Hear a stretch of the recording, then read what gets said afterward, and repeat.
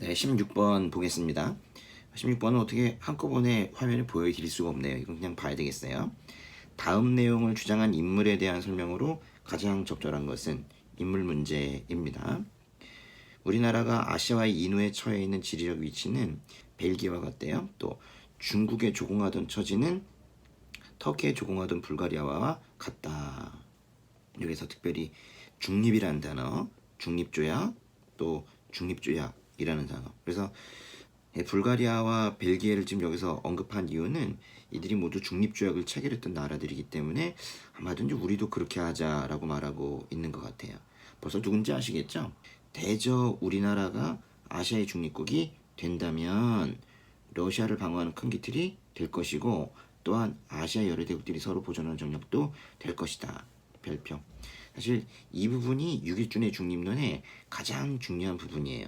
이건 그래서 통째로 좀 외우셨으면 합니다. 그 위에 것들은 한번 읽어보시면 돼요. 이 정도만 하시면 되는 것이고, 중요한 것은 바로 이 부분이에요. 대저 우리나라가 아시아의 중립국이 된다면 그거는 러시아를 방어하는 큰 기틀도 되고 아시아의 여러 대국들이 서로 보존하는 정력도 될 것이다. 중립이 좋은 것이긴 한데 우리 스스로가 하기에는 좀 어렵다는 거예요. 그래서 중국의 청하에서 처리하는 것이 좋겠대. 또 그래서 중요한 부분은 뭐냐면 이 뒷부분인데요. 중국이 맹주가 되어 영국, 프랑스, 일본, 러시아 같은 아시아의 관계 있는 여러들과 화합하고 해서 중립조약을 체결토로 해야 될 것이다. 중국이 맹주가 돼요. 그래서 이 중국이 맹주가 되어 부분의 별표예요. 그러니까 이 6.1준의 중립론의 포인트는 중립론이 되는 게 너희들 다 좋은 거다. 아시아권이 다 좋다. 그런데 우리는 아직 힘이 약하니까 특별히 중국이 맹주가 되어서 도와주는 게 그게 좋겠다라고 말하는 거예요. 바로 이 부분인데요. 보세요. 중국이 맹주가 되어 영국, 프랑스, 일본, 러시아 등 아시아의 관계 있는 나라들이 회합하고 우리나라 참석하여 중립조약을 체결토록 해야 될 것이다. 또 우리나라가 아시아의 중립국이 된다면 러시아 방어하는 기틀이 될 뿐만이 아니라 아시아 여러 대국들이 서로 균형을 이루는 정력될 것이다.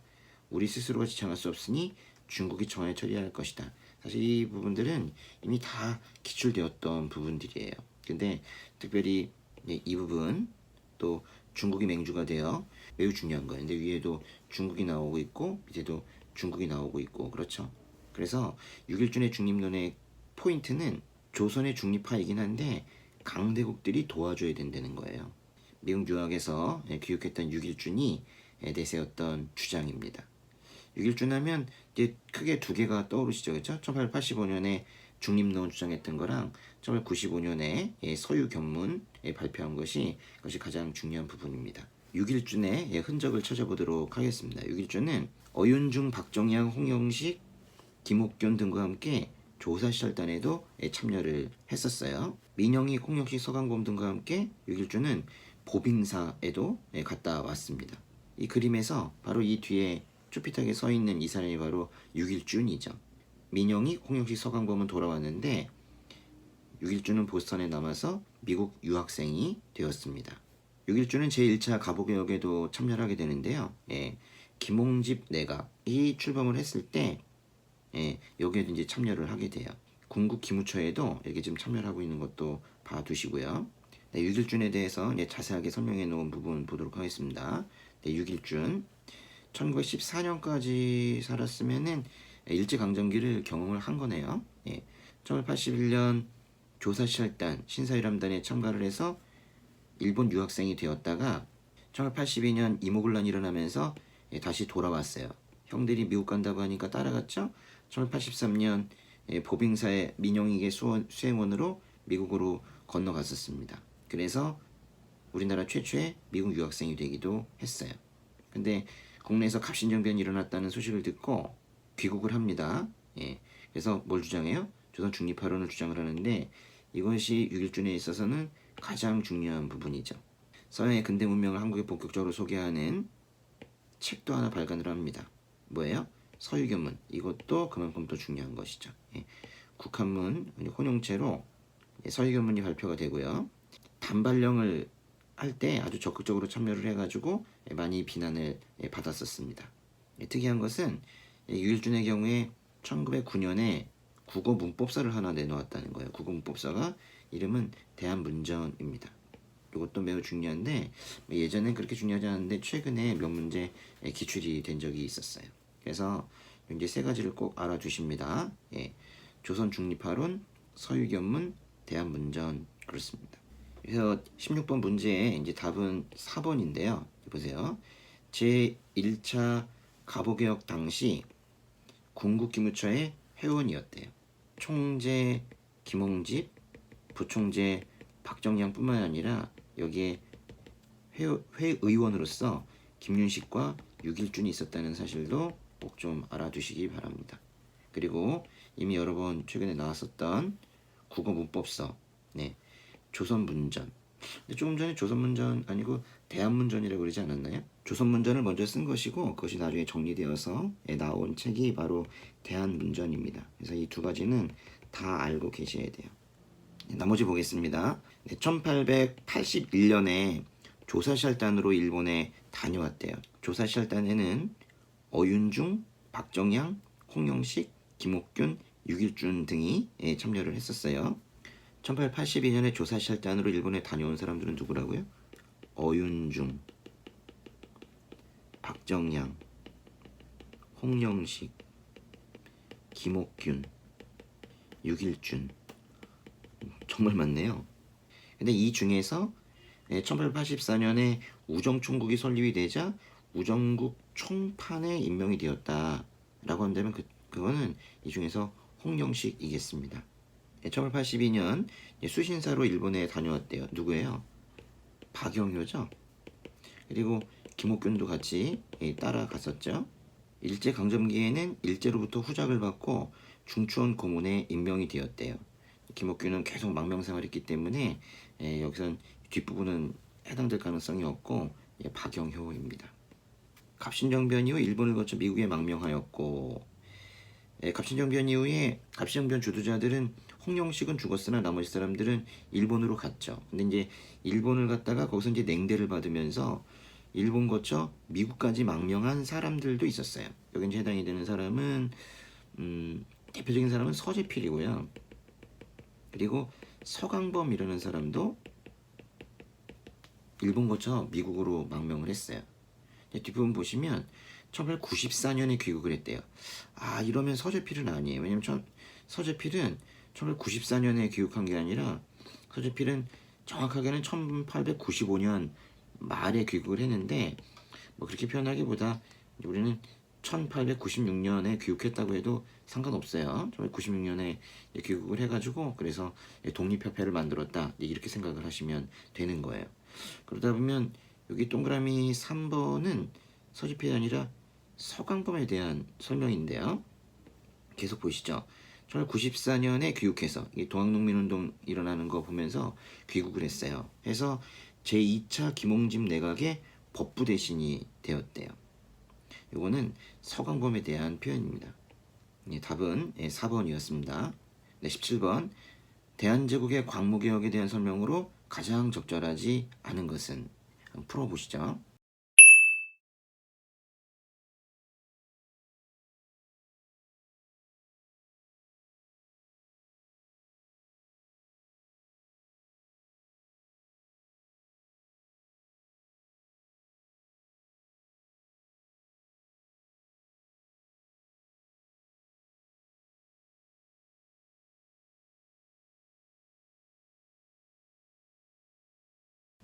네, 보겠습니다. 답이 몇 번이에요? 답은 4번이겠는데요. 네. 재판소를 설치했다. 그래서 사법제도의 근대화를 계획했고 교육 입국 조서를 반포했다. 그래서 교육계획을 추진했다 그랬는데 그 재판소를 설치하면 이 재판권, 즉 사법권을 가지고 있었던 지방관의 권한이 축소가 되는 거예요. 이 재판소 설치, 지방관 권한이 축소되는 그런 모습인데요. 지방관 권한 축소가 키워드인 것은 제2차 갑오개혁이죠. 제2차 갑오개혁에서는 지방관의 권한을 축소하기 위해서 재판소만 설치한 것이 아니라 또 행정구역도 개편을 했었죠. 어떻게 개편을 했었나요? 23부 337권으로 개편을 했었죠. 또 2차 갑오개혁 때는 교육 입국조서를 반포를 했습니다. 기억나시죠? 지식이 개명하는 것이 중요하다고 말했던 그 입국조서는 2차 가보개혁의 일환입니다. 나머지는 다 광무개혁이라는 것인데요. 1번에 옛것을 근본으로 하고 새로운 것을 참작한다. 구본신참 맞죠? 황실 재정을 담당하는 내장원. 원래 이제 내장원은 국내부 안에 있는 겁니다. 국내부.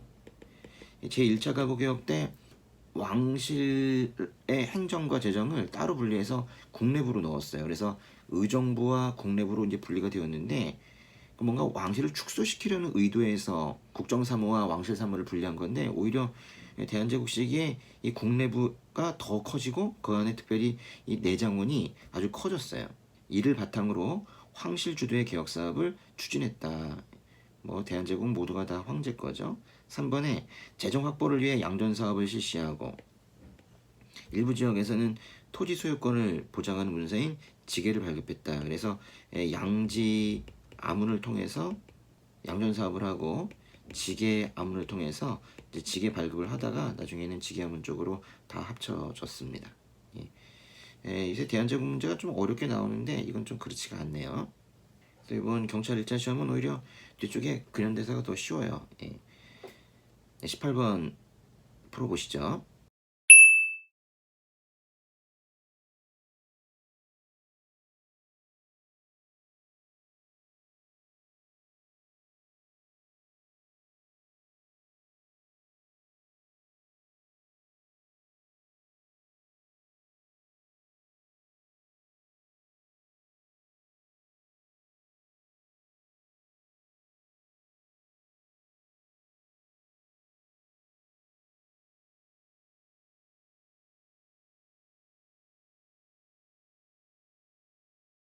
네, 보겠습니다. 1904년 2월에 체결된 한일의정서. 먼저 다른 것들을 먼저 한번 보겠습니다. 한국 정부의 법령 제정 및 중요한 행정상의 처분은 밀통과 및 승인을 거쳐야 된다 그랬는데 요거는 한일 신협약입니다. 어떤 표현을 보고 알 수 있어요? 바로 이 통감의 승인이란 말이죠. 승인. 우린 이 단어를 외우고 있습니다. 뭔가 차관이 들어와서 통감의 권한을 확대시켜주는 것이 바로 한일 신협약인데 통감의 승인 또는 뭐 지도, 추천, 동의 이런 단어가 들어간다면 즉 통감이란 단어 뒤에 승인, 지도, 추천, 동의 이런 단어가 들어간다면 이거는 아무리 통감이란 말이 들어가 있어도 을사조약이 아니라 한일 신협약이다 그랬어요. 한일 신협약은 정미 7조약이라고도 부르죠. 정미년이 몇 년도예요? 1907년 또 7월입니다. 그죠? 그래서 아주 7로 도배가 되어 있는 이때 순종 즉위 직후에 체결이 된 것이 한일 신협약입니다. 2번 대한정부는 일본 정부가 추천한 외국인 1명을 외교고문으로 또 일본인 한 사람을 재정고문으로 파견한다. 용빙한다. 요거는 제1차 한일협약이죠. 제1차 한일협약. 제1차 한일협약 자체가요. 외교고문, 재정고문, 용빙에 관한 각서예요. 그래서 이 용빙이라는 표현을 쓴다고요. 제1차 한일협약은 언제인가요? 1904년 8월이죠. 3번 제3국의 침해나 혹은 내란으로 인해서 대한제국 황실의 안녕과 영토의 보존에 위험이 있을 경우 즉 대한제국의 황실의 안녕과 영토 보존을 걱정해 주는 것만 같네요. 그런데 그런 경우에는 일본 제국 정부는 속히 정황에 따라 필요한 조치를 취할 수 있다. 상당히 폭넓은 표현을 쓰고 있어요. 답은 3번인데요. 이게 바로 한일의정서입니다. 한일의정서는 1904년 2월에 러일 전쟁에서 군용지로 쓰겠다고 우리나라 군용지로 쓰겠다고 체결한 것이 바로 한일의정서입니다. 그런데 이 3번 문장을 보시면은 마치 뭐 대한제국을 정말 보호해주고 싶은 것만 같은 뭐 그런 이야기를 쓰고 있잖아요. 1904년 2월에 한일의정서 보면요. 한일의정서는 세 번째 줄에 한국의 영토를 군용지로 자유롭게 쓸 수 있도록 하였다. 맞는 것이고 이것으로 인해서 국의 중립국 선언이 파기되었습니다. 그리고 꼭 기억해야 되는 표현은 내정 개선에 관한 충고를 들으라 이런 표현이 나왔을 때 이 내정 개선을 철도 부설로 이제 해석을 할 수 있어야 되고 이것이 1904년 2월에 한일 의정서라는 거예요. 근데 여기 이제 두 번째 줄에 보시면 한일의 정서는 한국의 안전을 지킨다는 명목으로 그랬죠. 이것도 이제 한 조항이기 때문에 이렇게 해석을 해 놓은 거예요. 네, 이 부분도 같이 알아두시라는 겁니다. 동그라미 4번 보시면 일본 국정부는 한국과 타국 간의 현존하는 조약의 실행을 완수하는 임무를 담당하고 한국 정부는 지금부터 일본 국정부의 이게 중요하네요. 일본 국정부의 중개를 거치지 아니하고는 국제적 성질을 가진 어떤 조약이나 약속 이 부분이 바로 한마디로 하면 외교 아닙니까? 외교를 맺지 않을 것을 서로 약속한다 그랬어요. 그래서 여기서 중요한 게 일본 국정부의 중개를 거쳐야 외교할 수 있다는 거예요. 이런 걸 우리가 외교권 박탈되었다 이렇게 표현을 하는 거죠. 이게 뭐예요? 을사조약이네요. 1905년에 을사조약입니다. 네, 19번은 순서 문제네요. 한번 풀어보시죠.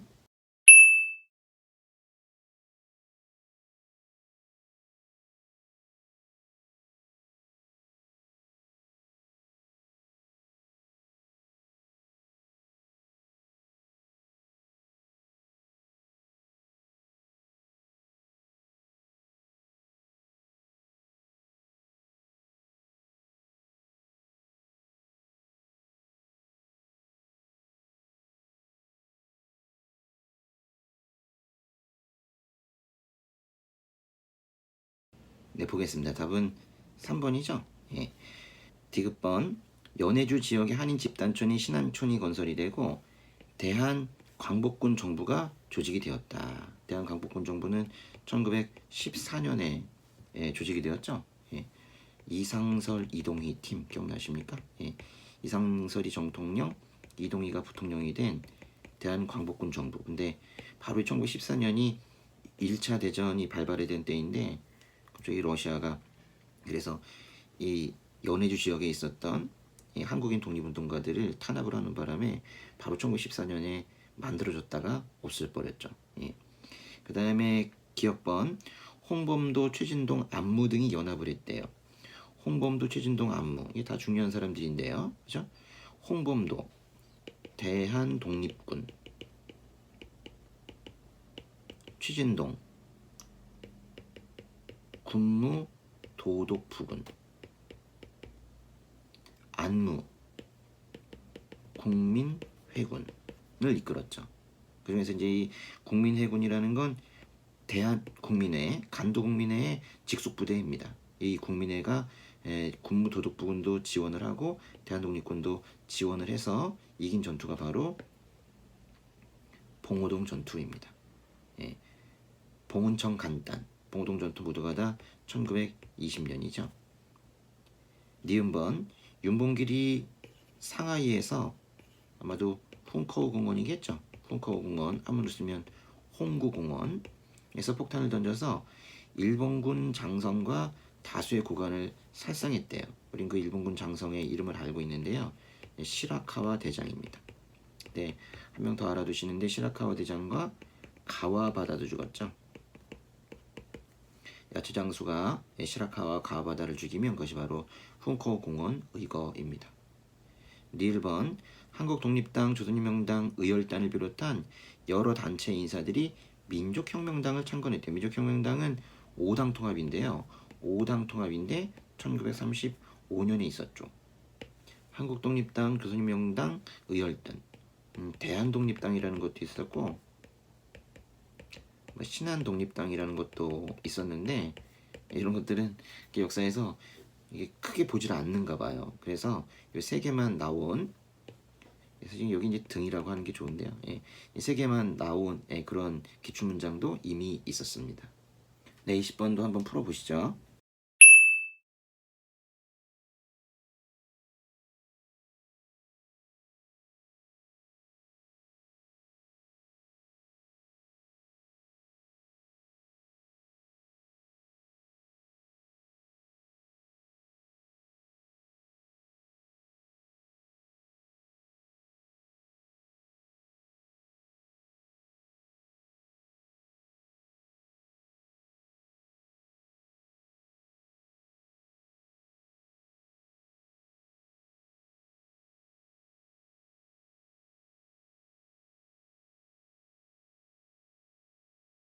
네, 보겠습니다.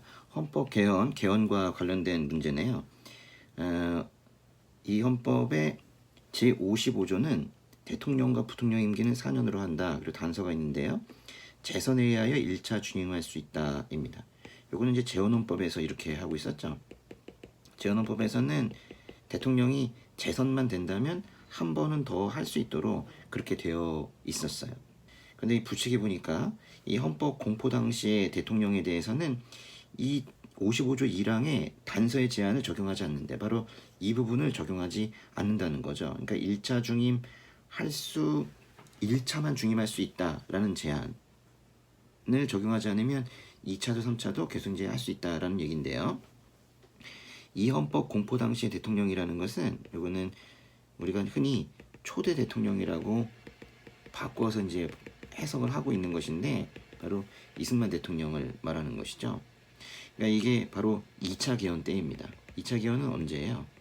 1954년인데요. 2차 개헌의 키워드를 초대 대통령에 하나여 중임 제한을 철폐한다. 이렇게 이제 표현을 하지만 초대 대통령이라는 말은 이 개헌한 원문에는 없다고요. 여기서는 지금 이 헌법 공포 당시의 대통령 이런 표현을 쓰고 있어요. 그러니까 여러분 이 표현을 꼭 외워두셔야 돼요. 민의원과 참의원이라는 이 말은 이미 1차 개헌 때부터 있어왔던 그런 표현입니다. 조봉암이 진보당을 창당했다 그랬어요. 진보당이 창당이 된 건 1956년이에요.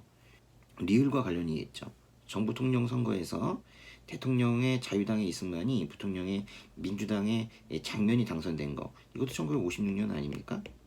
3대 대통령 선거 때 못 살겠다가 알아보자 갈아봤자 별 수 없다 하면서 나왔던 이때 이승만이 당선이 되고 장면이 당선이 되었죠. 근데 그때 조봉암이 이제 선전을 하면서 조봉암이 그해 11월에, 그러니까 1956년 11월에 진보당을 만듭니다. 그러다가 1958년에 진보당이 등록이 취소된 것을 진보당 사건이라고 부르고 있죠. 근데 여기 잘 보세요. 여기다가 이렇게 가칭이라고 써놓은 것은 이 선거를 할 때만 하더라도 조봉암은 진보당이라는 명칭을 쓰지 않았단 말이에요. 그래서 이게 그 직후에 이제 진보당이라는 명칭을 만든 거예요.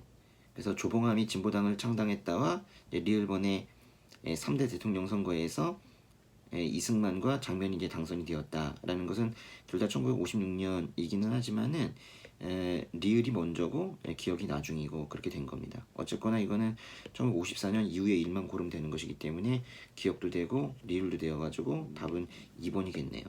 그런데요, 니은번에 보시면 이승만 대통령이 반공포로를 석방했다 그랬는데 반공포로 석방은 휴전협정과 관련되어 있는 것이죠. 휴전협정이 1953년 7월이었는데 바로 직전에 6월에 있었던 사건입니다. 1954년 이전이고요. 디귿번이 문제인데요. 보세요. 헌법 개정으로 대통령 선출 방식이 국회 간선제에서 직선제 방식으로 바뀌었대요. 이 간선에서 직선으로 바뀌는 것은 3번 있었거든요. 일직, 오직, 구직 그랬죠. 1차 개헌, 5차 개헌, 9차 개헌인데 1차 개헌은 1952년이고 5차 개헌은 1960년이잖아요. 근데 이제 보시면 이것도 국회 간선제에서 대통령 직선제로 바뀌는 거예요. 1차가 5차가 모두가 다. 그럼 1960년에도 해당이 될 수 있으니까 디귿번도 답이 될 수는 있네요. 그렇죠? 근데 디귿번도 된다고요. 그러면 답이 기억 디귿인 게 없네요. 기억 리을인 거 없고 디귿 리을인 것도 없죠. 그렇죠? 그래가지고 답이 기억과 리을 이렇게 된 거예요. 네, 수고하셨습니다.